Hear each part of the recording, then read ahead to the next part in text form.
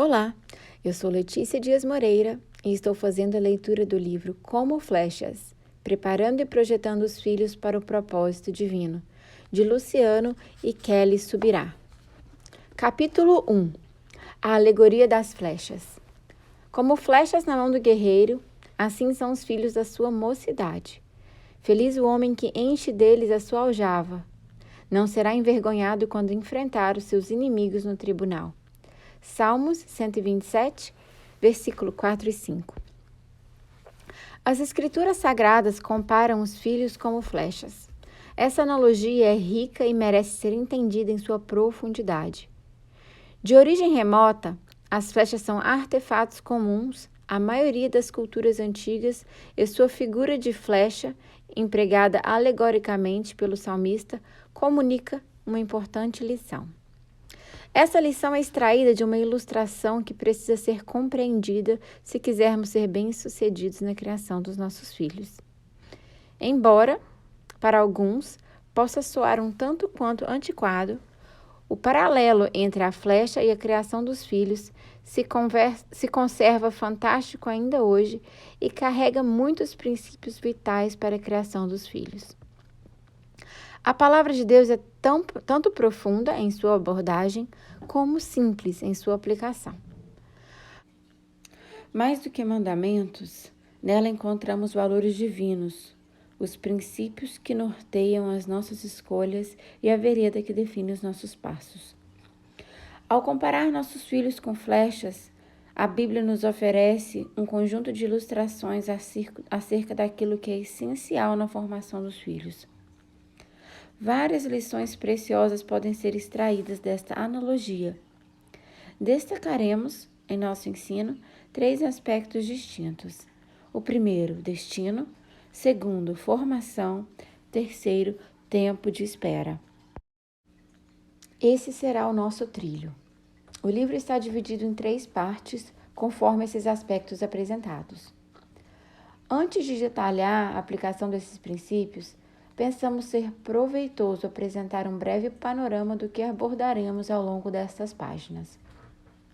Cremos que os alicerces a serem colocados antes da construção do prédio envolvem o entendimento de que a criação dos filhos depende da correta compreensão e prática de 3 traços importantes: compreender com clareza o alvo, ser consciente da importância da preparação das flechas e discernir o tempo de lançá-las. Número 1. Destino. Toda flecha deve ser lançada com a finalidade de acertar um alvo. O profeta Jeremias, lamentando a desgraça de seu povo, que vivia o juízo anunciado pelo Senhor por terem pecado e não se arrependido, afirmou acerca de Deus: "Entesou o seu arco e me pôs como alvo de suas flechas." Lamentações, capítulo 3, verso 12. Via de regra, os arqueiros não atiram a esmo, de modo que toda flecha deve ser lançada com a finalidade de acertar um alvo. A Bíblia apresenta uma única situação de arremesso a esmo. Então um homem entesou o arco e, atirando ao acaso, atingiu o rei de Israel por entre as juntas de sua armadura. 2 Crônicas, capítulo 18, verso 33, parte A. O propósito desse relato era mostrar que a morte de Acabe foi fruto de um juízo divino, não de um planejamento humano.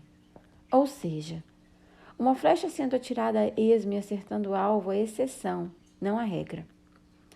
Davi, falando de juízo divino, também faz uso da mesma alegoria. Mirarás o rosto deles com o teu arco. Salmos 21, verso 12. Não faz sentido algum usar o arco sem um alvo definido. É triste constatar que muitos pais estão atirando suas flechas sem ter em vista um alvo. Ainda que alguns filhos, sob a soberania divina, tenham sido guiados a um alvo sem terem sido intencionalmente lançados a ele, isso não exime a responsabilidade paterna de entender o alvo e procurá-lo acertar. Exceção e regra não deveriam ser confundidos. A responsabilidade dos pais é evidenciada na alegoria bíblica, pelo fato de arco e as flechas estarem nas mãos dos pais. E, muitas vezes, o resultado da flecha atirada dependia da habilidade de acerto do arqueiro e também da força com que ele disparava. Um exemplo disso é o relato da morte do rei Jorão. Mas Jeú enteçou seu arco com toda a força e atingiu Jorão entre os ombros. A flecha atravessou o coração e ele caiu morto no seu carro de guerra. Segundo Reis, capítulo 9, verso 24. Essa combinação de força e habilidade do arqueiro não sugere que os pais necessitam ser excepcionais em suas habilidades naturais. A coerência bíblica aponta sempre para a necessidade da dependência humana dos recursos divinos.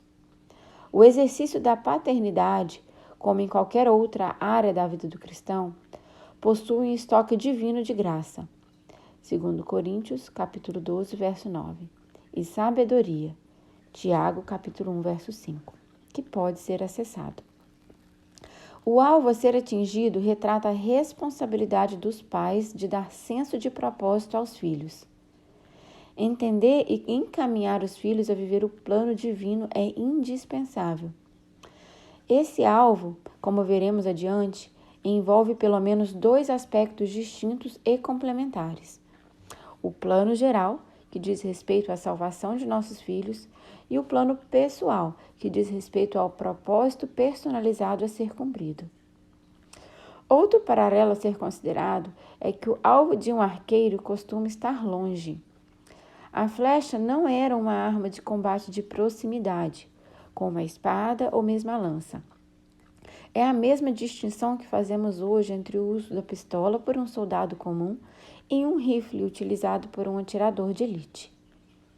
Isso nos faz acreditar que todo pai e mãe deveriam pensar e sonhar grande para os seus filhos. Deveriam sonhar em lançá-los longe. Ser ou não definido pelo aspecto geográfico, essa distância deveria ser almejada. O papel dos pais fica mais fácil de ser desempenhado quando entendemos que os filhos não são apenas nossos. Eles pertencem ao Senhor. Trataremos mais sobre isso no próximo capítulo, mas vale registrar a nossa concordância com as palavras de David e Carol Silmark. Os filhos são nosso legado, sim, mas, acima disso, são um legado de Deus para levar sua imagem e seu evangelho até os confins da terra. Por isso, os casais precisam avaliar seriamente diante de Deus seus motivos para ter ou não ter filhos. A glória de Deus está em vista ou nosso próprio conforto? A expansão do reino ou o aumento da conta bancária? Louve a Deus por esse privilégio.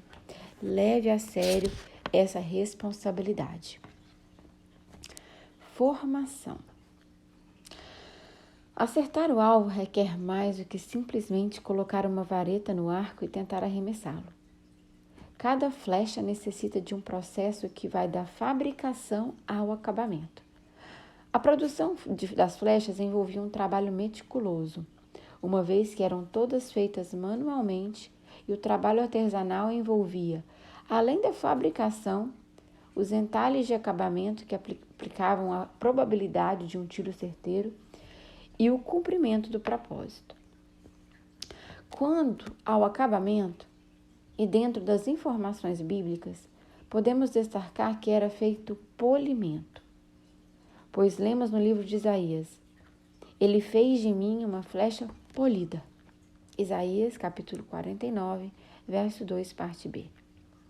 O polimento não era feito apenas para evitar as farpas nas mãos dos arqueiros. Ele dava à flecha a melhor aerodinâmica. Diferente de hoje, onde se tornaram artigo desportivo, as flechas eram, nos tempos bíblicos, armas de guerra. Tinham por arma o arco e usavam tanto a mão direita como a esquerda para tirar flechas com o arco. 1 Crônicas, capítulo 12, verso 2. E, para garantir a sua eficácia e cumprimento do propósito, as suas pontas eram afiadas. Salmo 45, verso 5. E muitas vezes envenenadas. Jó, capítulo 6, verso 4. Assim, no caso de um ferimento provocado pela flecha não ser letal, o veneno garantiria que o inimigo fosse eliminado. Em outros casos, visando destruir um local, não apenas pessoas, as setas eram inflamadas. Salmo 7, verso 13. Razão pela qual foram denominadas na Bíblia como incendiárias. Isaías, capítulo 50, verso 11. Assim como uma flecha mal preparada tem a probabilidade reduzida de atingir o alvo, o mesmo se dá com os filhos. Isso não significa que o Senhor não poderá usar alguém mal preparado por seus pais, ou mesmo despreparado pela ausência deles, mas que podemos potencializar o preparo deles cooperando assim com Deus. Ao mesmo patriarca Abraão, a quem o Senhor fez uma grande promessa, também foi dada a ordem de preparar as próximas gerações como um fator condicional para o cumprimento da mesma promessa. Porque eu o escolhi para que ordene aos seus filhos e à sua casa depois dele, a fim de que guardem o caminho do Senhor e pratiquem a justiça e o juízo, para que o Senhor faça vir sobre Abraão o que lhe prometeu. Gênesis, capítulo 18, verso 19. A frase, para que o Senhor faça vir sobre Abraão o que lhe prometeu, destaca a dimensão da responsabilidade que lhe foi dada. Ordenar aos filhos e à posteridade que guardassem o caminho do Senhor era a missão de Abraão. Era a responsabilidade dele, e o cumprimento da promessa divina estava condicionado ao cumprimento do papel que lhe havia sido dado. Portanto, como já afirmamos, a produção das flechas figura a responsabilidade dos pais educarem, corrigirem e prepararem os filhos para a vida.